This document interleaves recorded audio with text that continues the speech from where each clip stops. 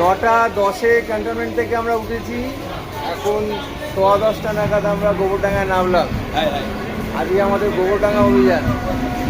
চলো এগোনো যাক। হ্যাঁ, 5 কথা বলো। বলো আমার মুখ কোথায়? ও তোমার মুখ, আচ্ছা উল্টো করে। ও না না না না, তুমি তো যিনি জায়গাটা দেখাবে। এটা বলছো রেকর্ড হচ্ছে? হচ্ছে। এটা হচ্ছে গোবরডাঙ্গা 1 নম্বর প্ল্যাটফর্ম। দাঁড়াও, এই হচ্ছে গোবরডাঙ্গা 1 নম্বর প্ল্যাটফর্ম। এখান থেকে নেমে সেই একটা নিচু মতো প্ল্যাটফর্ম এলাকা আছে, এক্সটেনশন। যখন গোবরডাঙ্গা প্ল্যাটফর্ম বাড়ানো হলো তখন এই দিকে বাড়ানো হয়নি, তখন উল্টো দিকে বাড়ানো হচ্ছে। তার কারণ হচ্ছে এইটার একটা ইতিহাস আছে। সেটা হচ্ছে গোবরডাঙ্গার যে জমিদাররা, তারা কিন্তু অ্যাকচুয়ালি খুব অত্যাচারী জমিদার ছিল। হ্যাঁ, ফলে তারা সাধারণ লোকের সঙ্গে একসঙ্গে প্ল্যাটফর্মে দাঁড়াতো না। এইখানে তাদের হাতি এসে দাঁড়াতো, আর হাতি থেকে সোজা ট্রেনে উঠতো।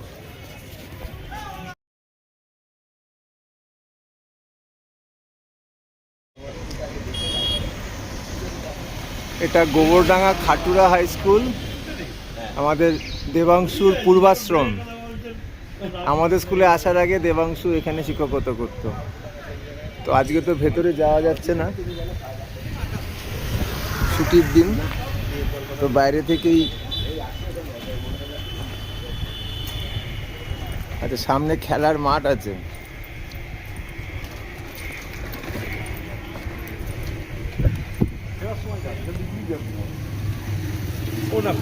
খেলার মাঠ, ওখানে কি কিসের রান্না হচ্ছে?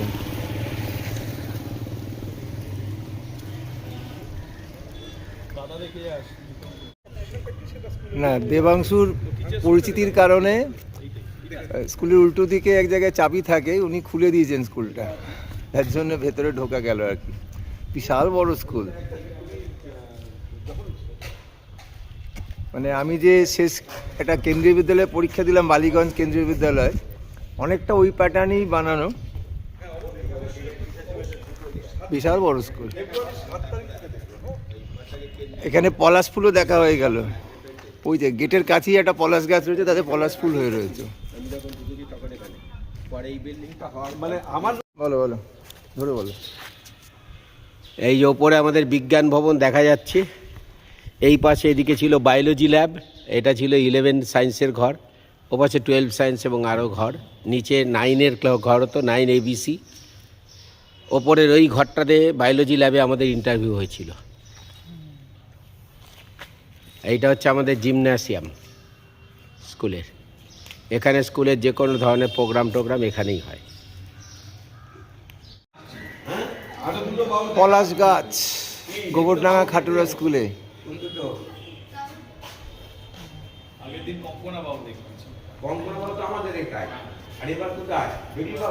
না, স্কুলের পরিবেশটা কিন্তু দারুণ। মানে আমি যে বালিগঞ্জ কেবি দেখে এলাম, তার থেকে কোনো অংশ কম যায় না, বরং এখানে কিছুটা মাটি আছে, ওখানে পুরোটাই তো কংক্রিট।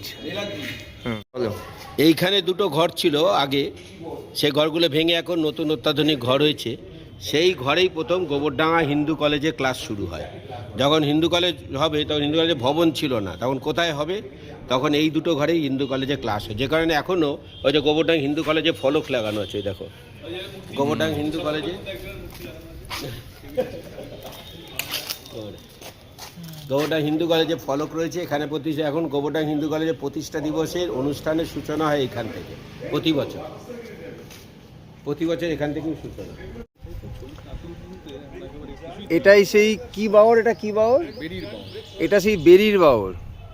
ওই নৌকোটি আসছে, ওটাতে করেই আমাদের এখানে ঘুরে বেড়ানোর পরিকল্পনা।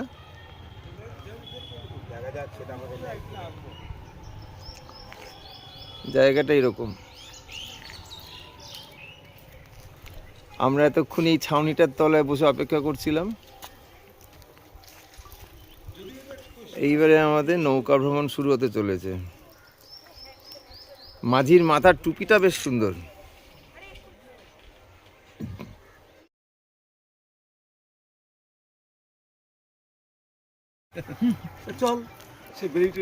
আপাতত বাওরে নৌকা ভ্রমণ চলছে। উচ্চস্বরে গাইতে শুরু করলো রাস্তায়, অন্ধকারে উৎস আলো ভালো। রাত্রিবেলা শোয়ার সময় বলছে, আচ্ছা, হাম্বা হাম্বা এ কি রে? সকালে অন্ধকারে উৎস হতে আর রাতে হাম্বা হাম্বা। মুড চেঞ্জ হয়ে গেছে। কি রেঞ্জ? আপাতত আমরা বাওরের ওপর দিয়ে নৌকা ভ্রমণ করছি। তাই বললাম জলটা যে- খুব সুন্দর। কুমিরের কি ব্যাপার থাকতে পারে, না থাকার কি আছে? পসিবিলিটি আছে? তুই যদি থাকতে পারিস, তুমি কেন থাকবে না? তুই এখানে কুমিরের স্বপ্ন দেখছিস? মানে বলছি হাত দেওয়া যাবে নাকি? দিয়ে দেখ। হাত পা কোমর সব আরে দিতে আরেকটা হাত পারিস। তো আছে, দিয়ে দেখ না, এটা গেল। ওই দাদাই তুমি কি করছো? কাজ করছো? কি কাজ করছো? পাখির ঝাঁকটা তোলা যাবে? জামা কাপড় মেলছো? ওরে বাবা, তোমাকে দিয়ে এত কাজ করাচ্ছে? পাখির ঝাঁকটা আচ্ছা, কি দারুণ খবর, দিয়ে খাবো করে। আবার তুমি কম না কেন?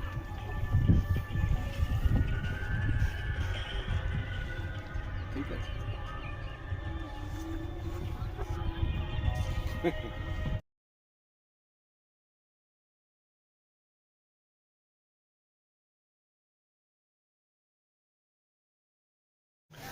আমাদের দুপুরের মধ্যাহ্ন ভোজনের ঠিকানা।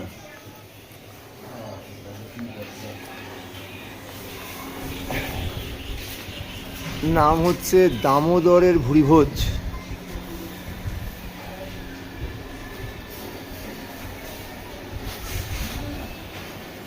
এখানে থাকার ব্যবস্থাও আছে।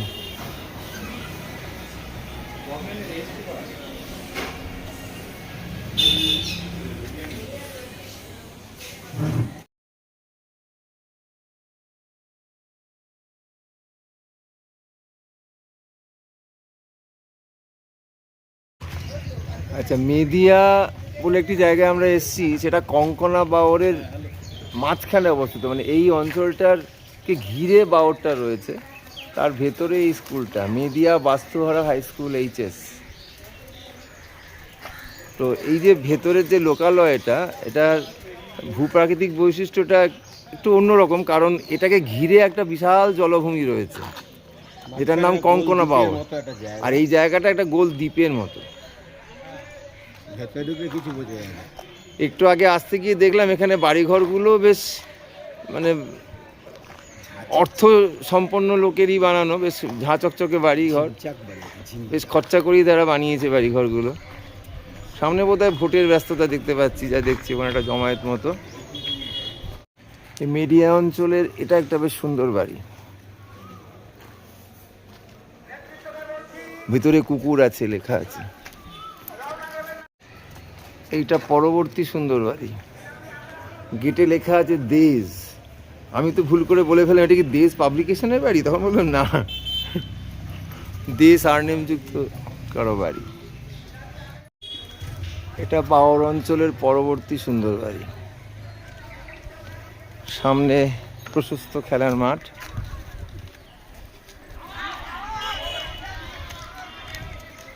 ছেলেটা খেলাধুলা করছে, মাঠে জগিং করছে। সুকন্যা কমিউনিটি হল, অবশ্যই বিয়েবাড়ির জন্য ভাড়া দেওয়া হয়, বিয়েবাড়ি বা বিভিন্ন অনুষ্ঠানে দেওয়া হয়। তো এটার গঠন থেকেই বোঝা যাচ্ছে ভেতরে শীততাপ নিয়ন্ত্রণের ব্যবস্থা রয়েছে। সুতরাং এই অঞ্চলের মানুষদের আর্থিক অবস্থাও বেশ ভালো, তারা এগুলো অ্যাফোর্ড করতে পারে বোঝা যাচ্ছে। এটা কঙ্কনা বাওরের পাশের রাস্তা, আমরা হেঁটে ঘুরছি। আর এইটা হচ্ছে সেই রাস্তাটা যেটা বাওরের মাঝখান দিয়ে এসে আমাদের এই মিডিয়া অঞ্চলে ঢুকিয়েছিল। মিডিয়া নয়, মেদিয়া বলে, তাই তো? এখানে নৌকো ভ্রমণের ব্যবস্থা রয়েছে এবং অনেক নৌকো দেখতে পাচ্ছি। মাছ ধরার নৌকো চাইলে ভাড়া করা যায়। এই চত্বরে ভালো বাড়ি কোনো অভাব নেই, এক সে এক ভালো বাড়ি রয়েছে। প্রত্যেকে বেশ যত্ন করে নিজের পছন্দের বাসস্থান তৈরি করেছে।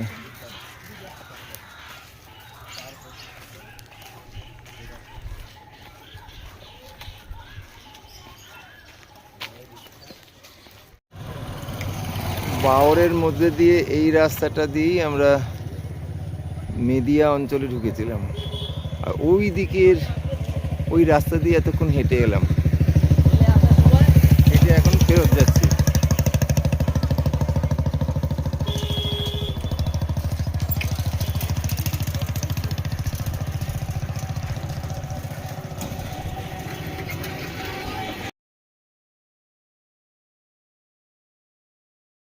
এটার নাম কি? গোবরডাঙ্গার জমিদার বাড়ি, সামনে একটা জলাশয়, জলাশয়টার মাঝখানে একটা ডাঙা মতো রয়েছে।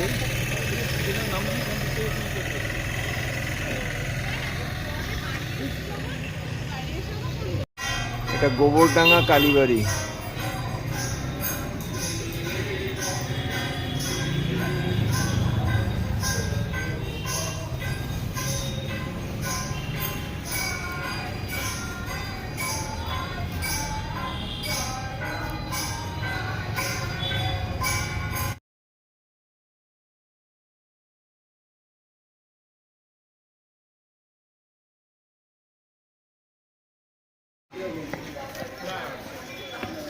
জমিদার বাড়ির চিহ্নস্বরূপ একটি দরজা,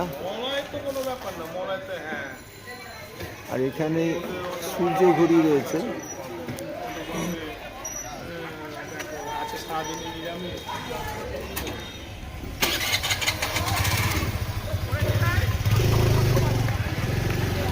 এইটা হচ্ছে সেই সূর্য ঘড়ি।